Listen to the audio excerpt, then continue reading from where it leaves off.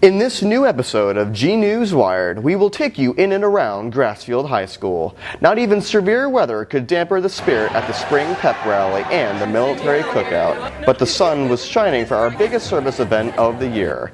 We also show you how the community supports local teachers. You can see all this and much more on this episode of G News Wired.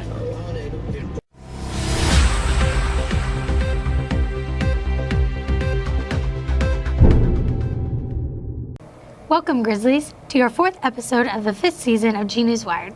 I'm Tori Mulmer. And I'm Brooke Manning, coming to you from the G News studio in Chesapeake, Virginia. This show was written and produced by Grassfield High School photojournalism students. First up, our community of excellence comes together every year to celebrate spring, kicking off the season with the pep rally. Here's Robert Wilson. Right before spring break, students gathered at the gymnasium for the third pep rally of the year.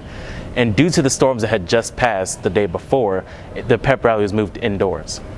Students were dismissed from their fourth block to attend the event. After the tornado yesterday, it was really wet out there, and even though the wind kind of blow dried everything, we were like, whoa, it's cold. So we brought it inside, and really windy, and we thought it'd be best. And at the end of the day, like when everyone's in a space like this, it makes it a lot easier for everyone to just get really hyped up, and it's a little more interesting to watch, especially when games are happening and it's not all spread out everywhere. We're going to play tons of games. We're having a color wars between the grades, so each grade has a different color, and we're just going to see who wins 5 games. I look forward to seeing how enthusiastic all the students get. And I love seeing all the grades and how it's always a competition.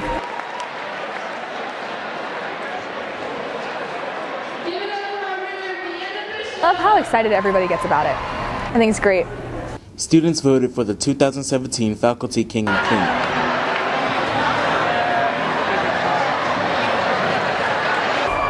It's a fantastic honor. I'm honored to be chosen. It was a great field of candidates, and I feel lucky.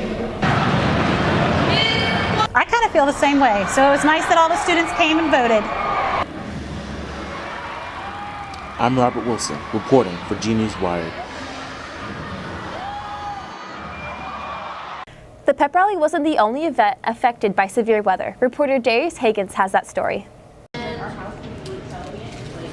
And then you know what we can do? That last table, Logan, that last table we have, can you bring it outside? And then that's where they can do the prizes. In honor of Military Child Appreciation Month, the Grassfield Student-to-Student Group sponsored and held its third annual Military Appreciation Cookout for military dependents. I joined S2S because I'm a military dependent myself, and I know how hard it is moving to new school and trying to make friends. And I also feel like it's kind of important to just show the military community that there's support for them, especially in this area.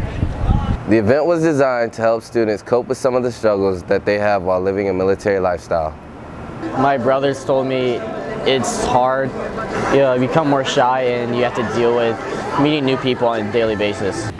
Due to strong winds and storms, S2S planned for the event to be held inside of the school where it was safe for the students to enjoy their time while eating and interacting. We anticipated, so we kept the food inside this year. We did not grill, and we had a plan to set up tables here right outside the concession stand. So as soon as the lightning got within so many miles, we moved some more tables in, and the flexibility and the students were helping, and it worked out. I think it all worked out fine.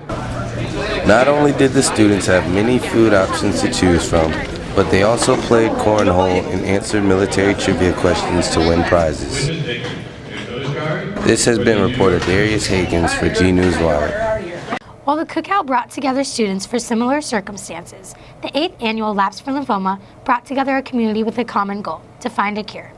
Here's reporter Lauren Wilson with a look at our biggest service event of the year.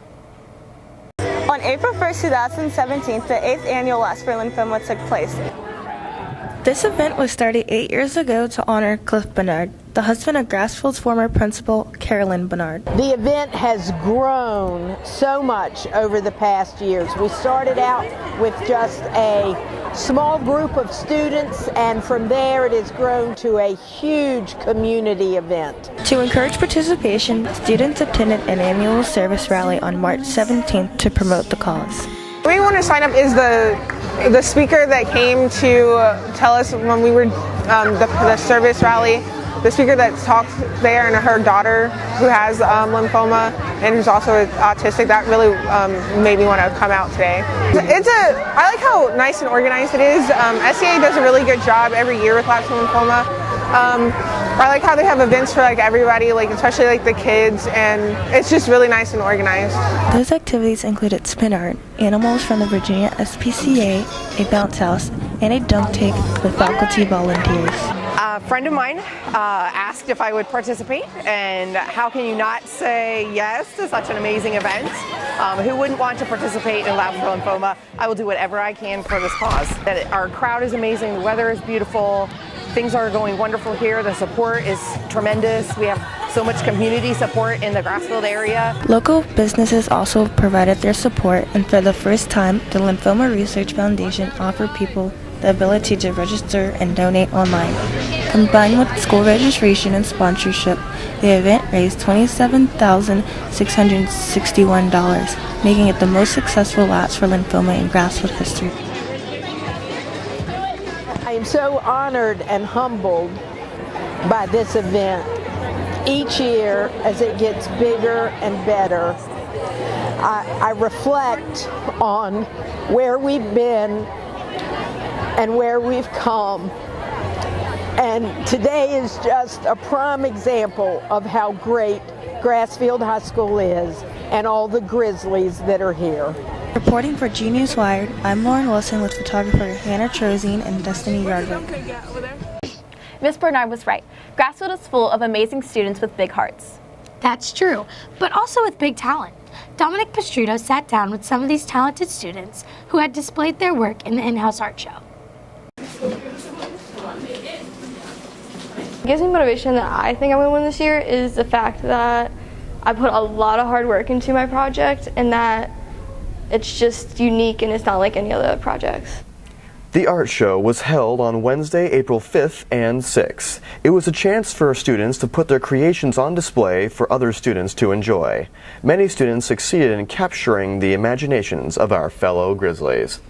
I kind of just do everything out of the norm. I look at other people's projects and I just do the complete opposite. I just do everything when it first comes to head, and I just put it on my project.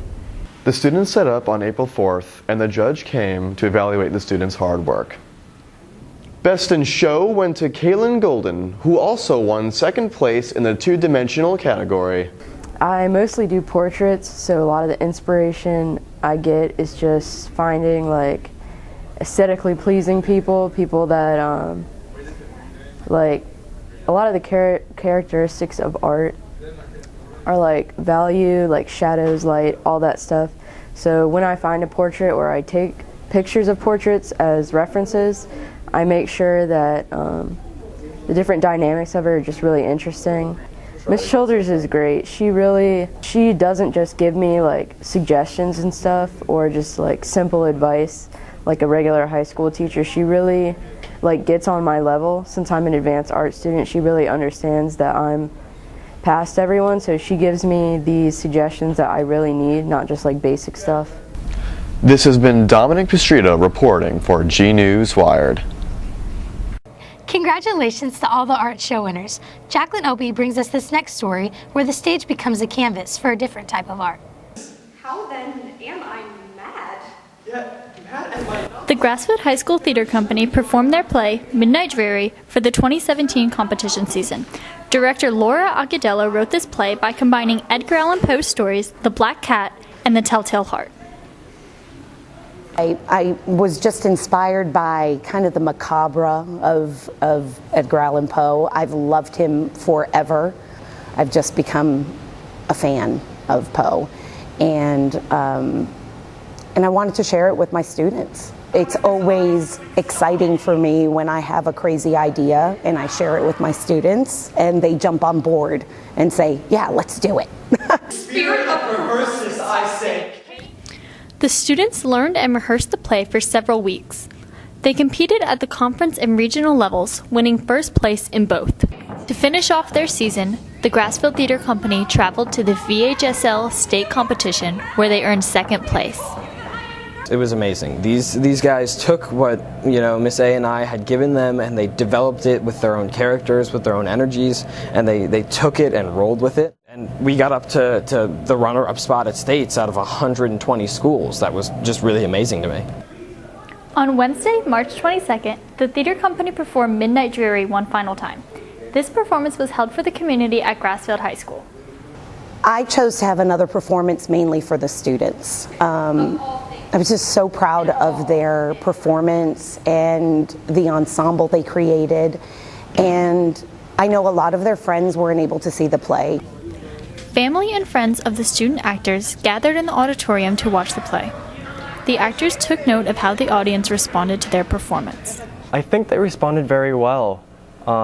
They seemed to love it, they understood it, and that's awesome. Reporting for G News Wired, I'm Jacqueline Opie. The theater company traveled far to compete in a state competition, and if you're looking to avoid the Veteran Bridge tolls, then you might find yourself traveling a little further to and far from school. Here's reporter Carolyn Napier with the story. On February 9th, 2017, the Veterans Bridge tolls became active. These tolls are used every day by students and staff. So since I use the bridge about 10 times a week, it's probably about $10. And then if I'm going to like Walmart or visiting a friend, that's an extra few dollars. With an Easy Pass, a trip over the Veterans Bridge is $1. Without a pass, drivers will be charged triple that amount.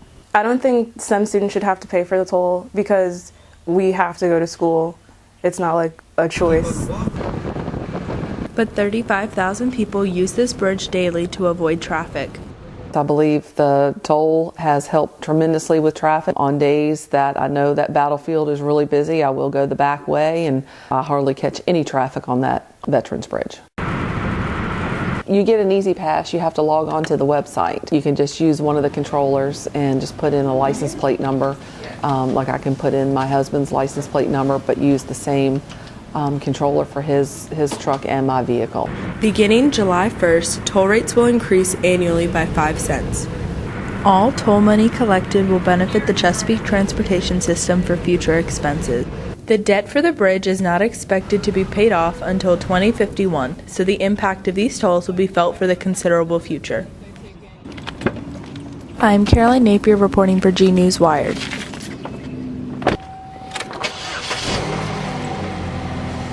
Even though the bridge is taking extra money out of people's pockets, teachers in search of certain school supplies won't have to spend any extra money anymore.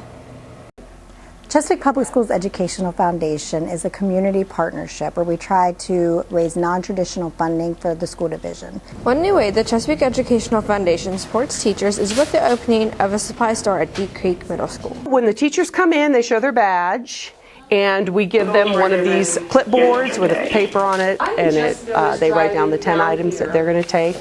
Every teacher's allowed 10 items. They love it. They're so surprised at how much there is to offer, and they're excited. They seem excited that they come and can shop for free and take it with them. Gosh, out of sight, fantastic. Thank you. Thank you so much. This is awesome. The supply store provides popular items for teachers in their classrooms that teachers normally purchase. The items that seem like a staple in a classroom, the markers, reams of paper. Teachers seem to be really popular with the reams of paper. Hand sanitizer is very popular. Tissues, pencils. It seems to be, kind of the basic items, but then there's other items that, are kind of fun. Post-it notes, things like that to choose from also. They're just giveaway items. You have 3. This is the swap tape. So far this year, I've spent $326 on my classroom. I'm a first-year teacher, so I had to buy everything that I absolutely needed from the Dollar Tree and from Walmart. But when I did my taxes, it came out to $326. So if you all brought in some things. We just wanted to see what it was. I think that a lot of people really don't know about this store, and you should definitely come down and look at it because there's no sense to go and pay for it out of your own pocket when it's here and it's available to you. I'm Maggie Parker reporting for G News Wired. That's all we have for you today, Grassfield High School. Thanks for tuning in to G News Wired. I'm Tori. And I'm Brooke. See you next time, Grizzlies.